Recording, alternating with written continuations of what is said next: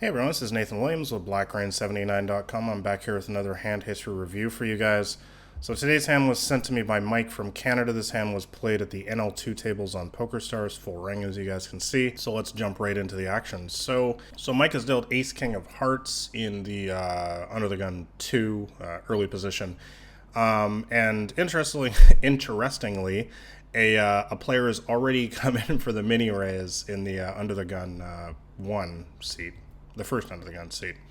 So Mike decides to go for a 3-bet here. I think that's fine. I would think that would definitely be my default here, especially versus a mini raise, because it's not really a real raise, you know. I mean, I just want to get some more money in the pot when I have a hand this strong. So I'm totally on board with Mike's decision here to pump it up a little bit more.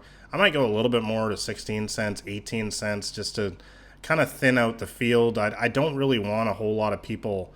There's a lot of players left to act. It's full ring. I don't really want people just, casually calling behind with some, a bunch of speculative hands and being able to play the hand in position against me. I'd rather just thin out the field, essentially. So I wouldn't mind a little bit higher sizing, but it's okay.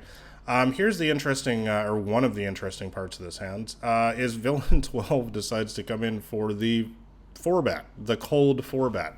And it's like a mini 4-bet as well, which is really strange. So I'll just run through the rest of the hand here. So everybody folds, it's back to us. So what do we do in this spot? Well, in my opinion, I think that calling is just 100% the only play to be made here.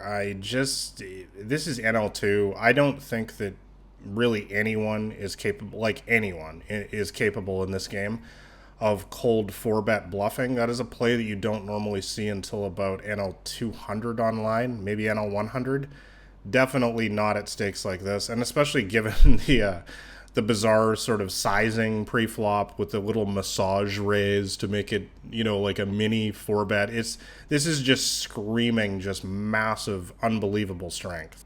I'm basically, what I'm saying is I'm never going to be re-raising here, but I'm not going to be ever folding in here given that I have Ace King of Hearts. So Mike agrees with me and we go to a flop. Now, we hit top pair, top kicker. We don't have any kind of flush draw, straight draw or anything. So we'll just kind of see how this hand plays out. So in my opinion here, once again, it's very clear cut that the only action we should be taking here is check. I don't really see any point in leading out here because I think that, again, this player has shown extreme strength, and if somehow he's got a hand like queens, I don't want to give him an easy fold. I want to allow him to bluff at it if somehow somehow he's bluffing. I don't think he's ever bluffing, but I just don't see any point in leading out here, so I'm totally on board with Mike's decision to check.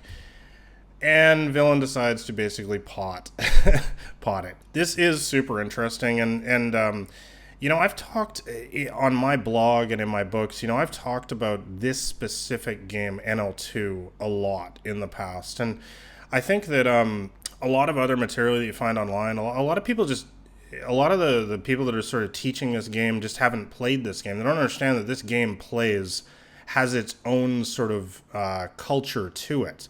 The NL2, there's no other game like it on the internet. You can't apply theories for higher stakes games to this game.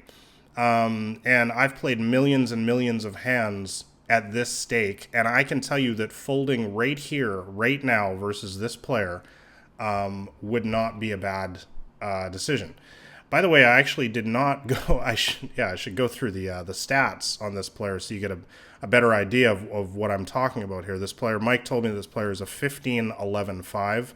That's VPIP, PFR, and 5 aggression factor. His 3-bet is only 2. Now, of course, he 4-bets pre-flop, so his 4-bet is even going to be less. His range is going to be even tighter. That's over 222 hands, so it's certainly a reasonable sample. So what we've got here basically is we have a tight regular, a tight and passive regular, fairly passive, I would say. The 3-bet is very low. Aggression factor is a bit high, but that can sometimes that stat can be a little bit weird until you get maybe a few, maybe 500 hands, 1,000 hands. The bottom line is in this kind of spot here, again, I think that you need to understand NL2.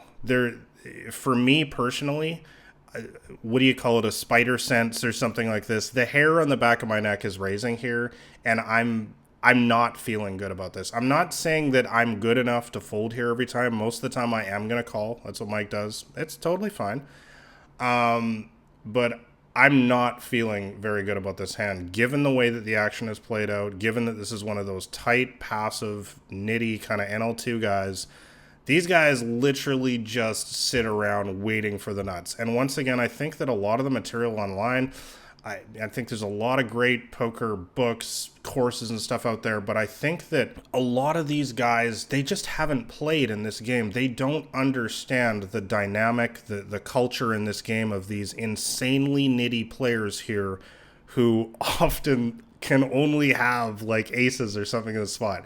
And again, this is totally different at games like NL25 and NL50, but you know, the higher stakes where players will show up with so much more. But I know that a lot of you guys that are watching this video right now do play NL2 here.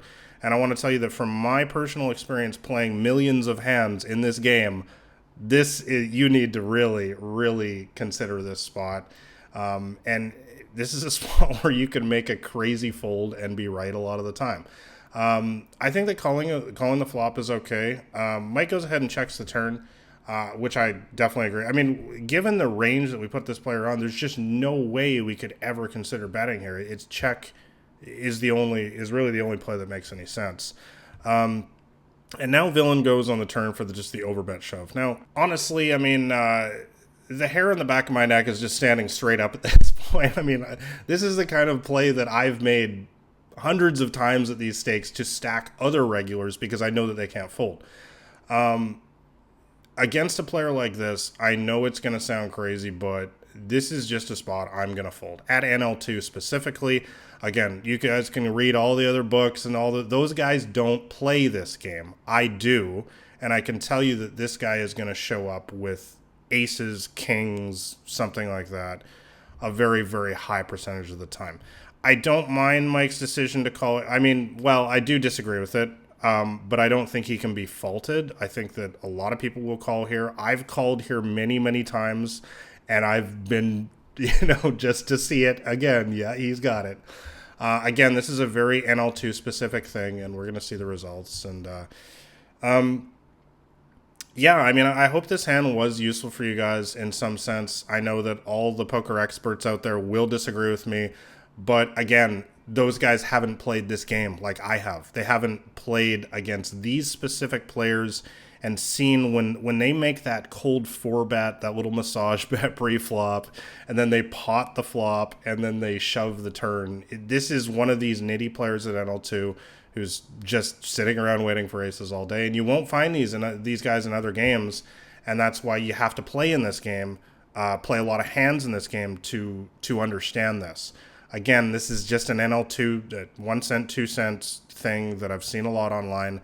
This really doesn't apply to any other games, but in this specific spot, just from my experience, I do think that a fold on the turn would definitely be the best play against this kind of player. Let me know your thoughts in the comments. I'm sure there's going to be people that just think I'm totally crazy. That's cool. You're welcome to disagree. Maybe you agree with my comments too, though. You're welcome to agree as well. Let me know either way in the comments below. Make sure you guys like the video. If you want to see more videos like this, make sure you subscribe to my channel as well. I'm putting out new videos several times a week now with hand history reviews just like this. And I'm only covering the lower stakes. That's another thing. And that's, when you guys, read my blog, my books, my videos, I'm only talking about stakes like this, the stakes that you guys are playing. NL2, NL5, NL10. And yeah, make sure you guys hit the old subscribe button there. And lastly, make sure you check out my free poker ebook below. The link is in the description. I'll give you my complete strategy on how to beat these stakes. So thanks a lot for watching, guys. It's been Nathan Williams with BlackRain79.com.